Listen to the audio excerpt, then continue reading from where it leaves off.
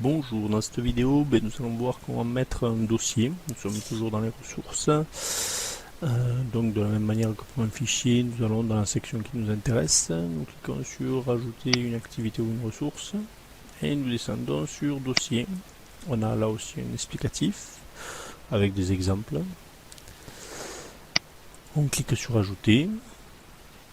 Et là, nous arrivons sur un formulaire où on doit mettre un nom au dossier. Vous pouvez mettre une description, demander à ce que la description soit affichée. Au niveau du contenu, on peut y mettre des sous-dossiers évidemment, et on peut y mettre des fichiers. Donc de la même manière que pour un fichier, je peux aller chercher un fichier, le prendre, l'ouvrir, le déposer. Et si par défaut par exemple c'est une image, il reconnaît que c'est une image et il nous crée une miniature. On peut aussi, si on veut mettre plusieurs fichiers d'un seul rapidement, cliquer, pas le faire, c'est pas temps pour moi. Je viens sur mon explorateur de fichiers, je prends les fichiers qui m'intéressent, par exemple là tous ceux de physique en 6ème. Je vais dire que tout ceci, je veux que ça devienne un dossier compressé. Et donc il vient de me créer un dossier compressé.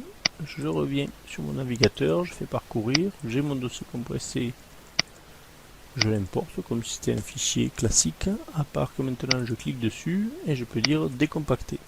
Et automatiquement, il me met toutes les images qu'il y avait dedans.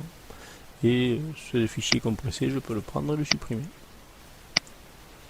Au passage, on va pouvoir observer une chose qui aide peut-être aux élèves à comprendre l'histoire de droit sur les fichiers. Lorsque je clique sur un fichier, par défaut, le droit des fichiers ici est du Creative Commons, c'est-à-dire que c'est une licence libre.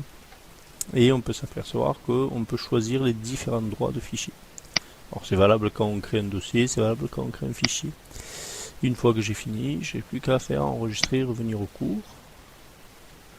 Et si jamais une personne veut accéder au dossier, elle n'a plus qu'à cliquer dedans et elle a accès aux fichiers qui sont dans le dossier.